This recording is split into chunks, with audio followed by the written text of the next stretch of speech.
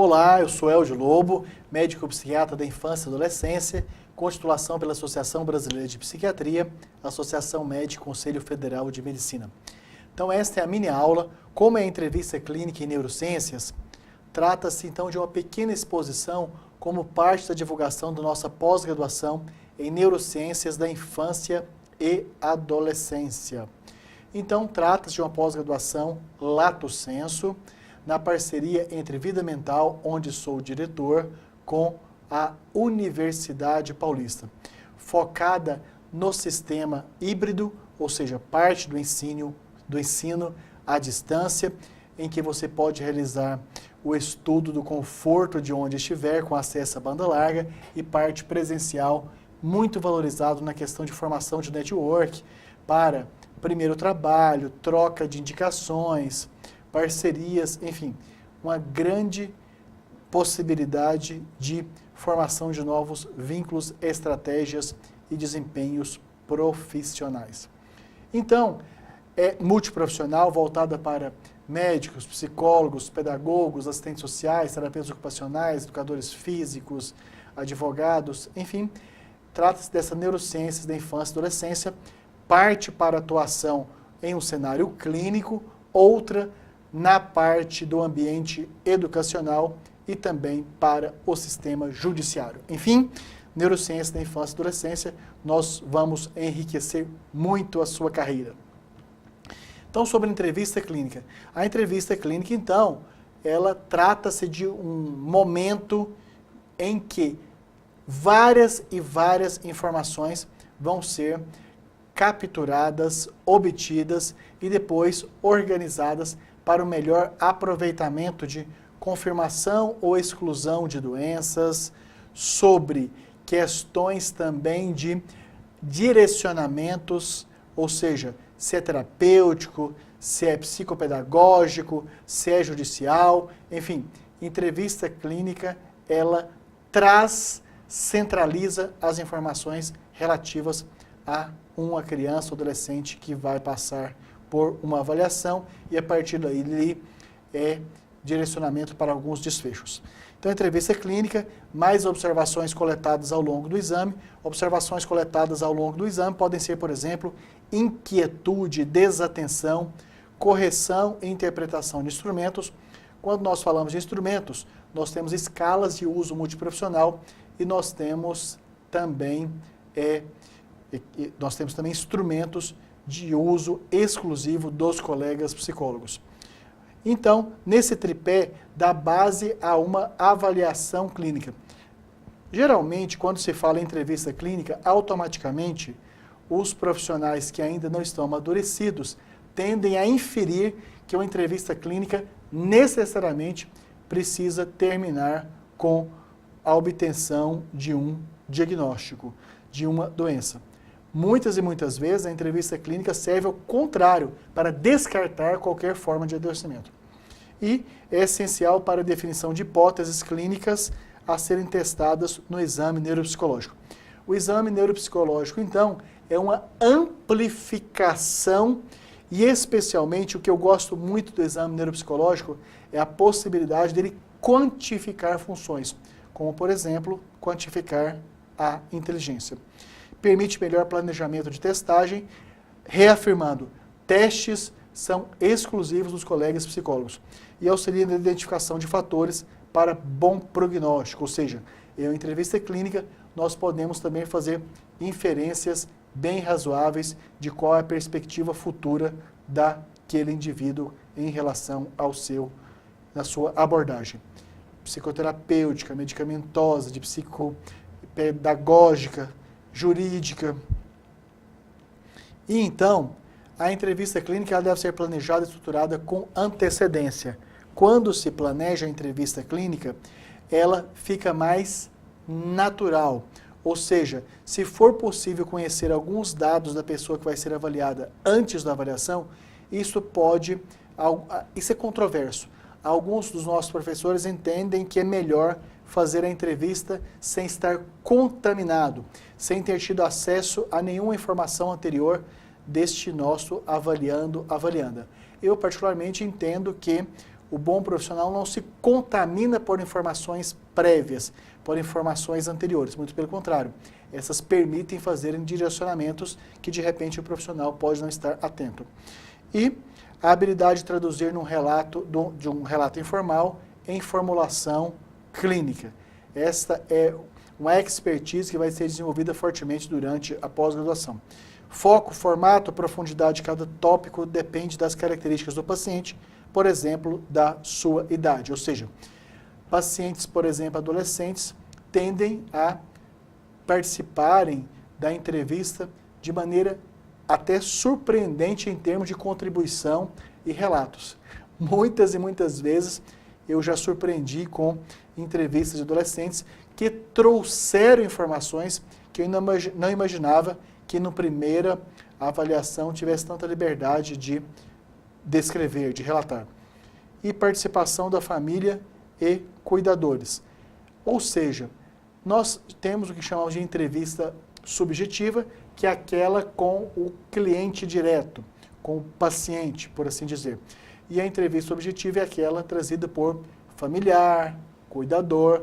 Nós temos algumas vezes que avaliamos crianças e adolescentes que não têm o familiar.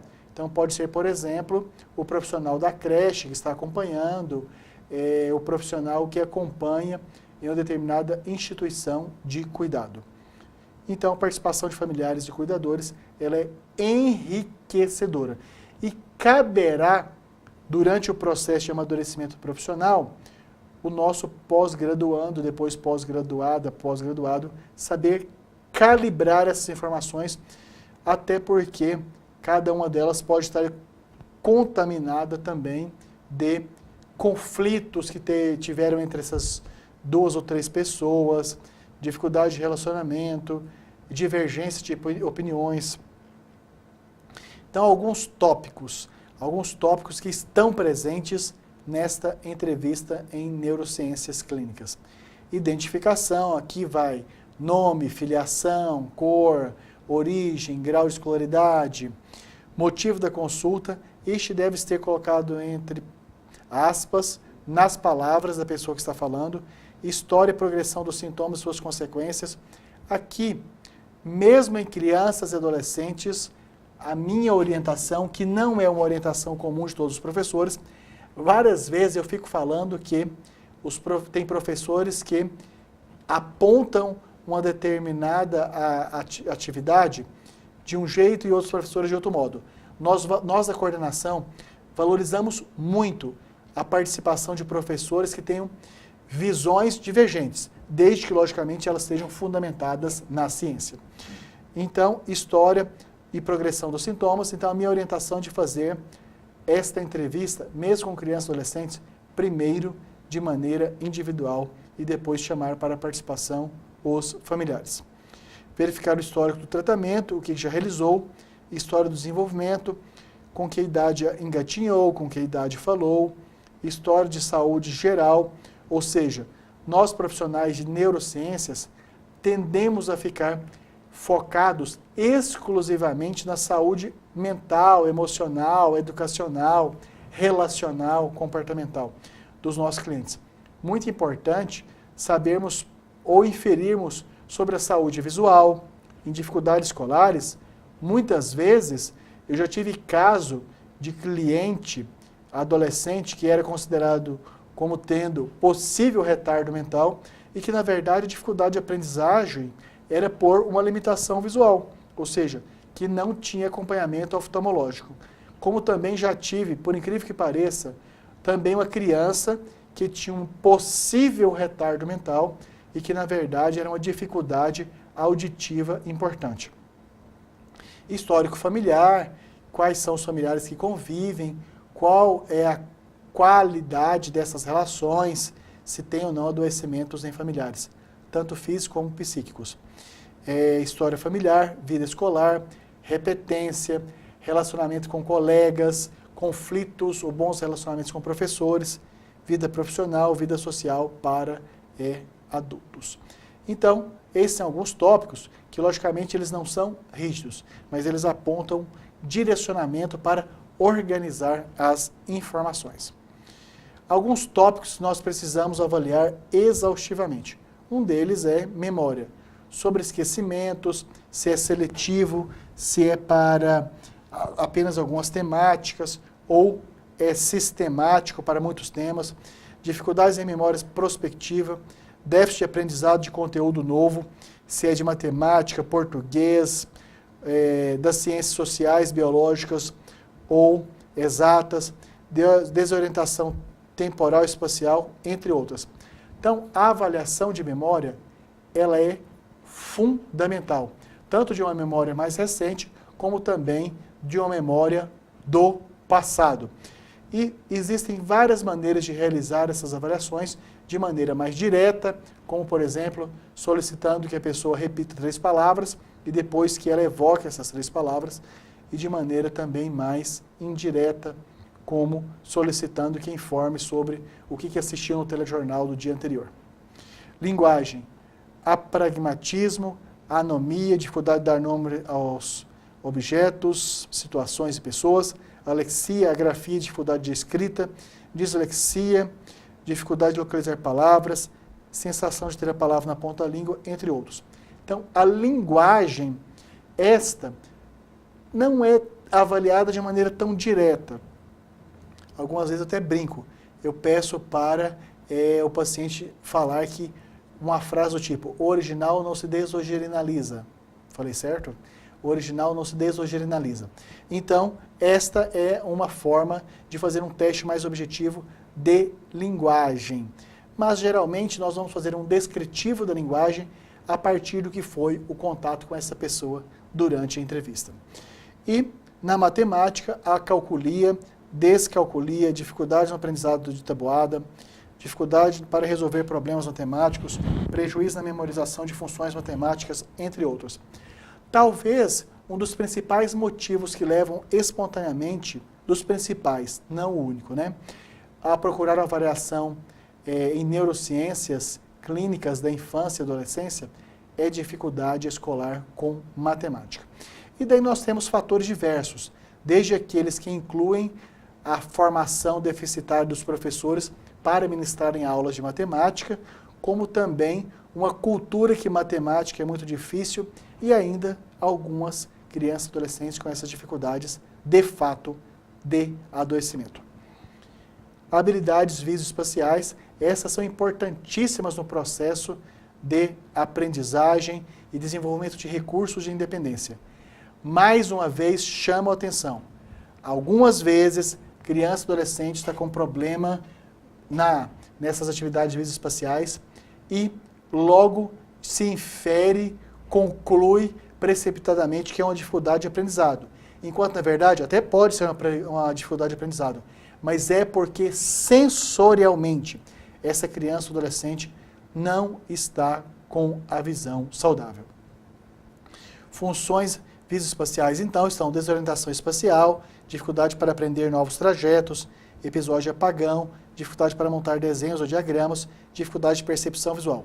Isto é fundamental e obrigatório que, quando um avaliando, alguém que está passando por uma entrevista, chega-se à conclusão que tem dificuldade visoespacial, de solicitar que refaça o exame de acuidade visual. Funções executivas, impulsividade, decisões inadequadas, dificuldade na percepção e na compreensão de emoções e regras sociais, dificuldade na resolução de problemas e autorregulação, entre outros. Então, funções executivas, estas muito ligadas à capacidade de performance pessoal para a resolução de problemas, eliminação de conflitos, prosperidade de tarefas menos complexas para mais complexas. Então, funções executivas devem ser também intensamente avaliadas. E atenção e velocidade de processamento, baixa responsividade, passividade quanto ao ambiente, apatia, lentificação psicomotora, desatenção, dificuldade para manter o tônus atencional por períodos prolongados, entre outros. Então, essa atenção e velocidade de processamento também ela é muito importante e, infelizmente, por questões de que a pressa, que nós temos muitas coisas a resolver, essa pressão por grande produtividade, eu já vi algumas vezes descritivo de pós-graduando nosso, dizendo que aquele avaliando seu tinha uma velocidade de processamento baixa, enquanto, na verdade, aquela era uma característica pessoal, que o avaliador, no caso pós-graduando, é que tinha uma percepção e uma exigência muito alta em relação à velocidade de resultados dos processamentos daquele avaliando. Então, chama atenção também para que o avaliador, que quem está realizando esta exploração da atenção e do processamento, tem uma crítica de qual é a velocidade de processamento do examinador e qual é aquela característica de quem está sendo avaliado. Isso é muito importante, esse alerta. Então, falamos aí sobre entrevista em neurociências. Logicamente que isso é um conjunto de informações já importante que você pode começar a aplicar imediatamente no seu trabalho e convido para fazerem, tem aqui um link, tanto um link na tela, como também um link aqui abaixo do vídeo, que você acessa diretamente o site da Unip, onde vai ter informações sobre a nossa pós-graduação em neurociência da infância e adolescência, informações pedagógicas, administrativas, metodológicas, financeiras. Então, entre já imediatamente neste link, tem acesso às informações completas, mas já realiza sua inscrição e matrícula para essa nossa pós-graduação em neurociência da infância e adolescência, que tem tanto formação de um segmento muito importante para a atuação clínica e também uma formação muito forte para o cenário de educação e uma parte notória dedicada às questões de interface jurídica. Dessa maneira, então, nós formamos pós-graduandos que vão ter parte do ensino presencial, parte desse aprendizado à distância, mas sempre com aulas ministradas por professores que, além da atividade docência, também atuam no mercado de trabalho. Pedagogos que são dirigentes de escola ou professores, nós temos psicólogos que atuam em suas clínicas fazendo avaliações, nós temos advogados que participam em várias da família, assistentes sociais que estão em várias da infância e adolescência, enfim. Nós vamos ter médicos que atuam em seus consultórios particulares, atendendo clientela com demandas de ações para a parte educacional, por exemplo, comportamental, cognitiva, enfim.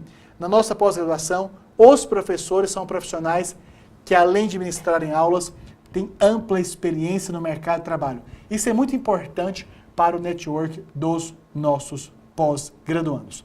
Além disso, essa é uma oportunidade de trabalhar numa área altamente desafiadora, instigante e que motiva muito a acordar cedo para ir trabalhar. Seja no CAPS-I, que é o Centro de Atenção Psicossocial Infantil, escolas de ensino fundamental, médio, trabalhar em várias de família, várias de crianças e adolescentes, enfim, muito, muito importante essa nossa pós-graduação e que nós estamos tão disponíveis para prestar esclarecimentos, que coloco aqui o meu e-mail direto, lobo@vidamental.com.br, terei maior prazer de responder seu e-mail. Como também posso responder pelo meu telefone direto, 11 99622 8835. E podem responder também, nossa equipe está pronta para dar respostas no curso @vidamental.com.br e no telefone 11 99 901 6189. Quer falar diretamente na Unip? Ótimo! Tem uma equipe muito competente para responder todas as suas dúvidas. Você que mora na Grande São Paulo, eu oriento a ligar no 2166-1066 e de todo o Brasil sem custo no 0800 010 9000. Reafirmo, estamos à sua inteira disposição para informações sobre a nossa pós-graduação em Neurociência da Infância e Adolescência. Convido para, já que abaixo do seu vídeo, entrar no link que dá acesso direto ao site da Unip para todos os esclarecimentos, inscrição, matrícula e até breve, quando quero recebê-los, nossa equipe vai recebê-los com muito carinho, pessoalmente, com um forte abraço nas aulas presenciais e também nas aulas à distância. Vamos transmitir uma forte energia de aprendizado e transformação. Dessa maneira, vamos fazer a inscrição e matrícula. Você que trabalha em empresa conveniada com o NIP ou que é concluinte ou ex-aluno, tem acesso a uma política imediata de descontos. Para todos os outros, tem também o benefício do financiamento próprio da Unip. Mesmo se o curso tem duração de 12 meses, pode ser pago em até 18 parcelas. Curso com duração de 18 meses pode ser pago em até 24 parcelas. Bem-vindos, vamos adiante e queremos levá-los a um nível de performance profissional muito mais além.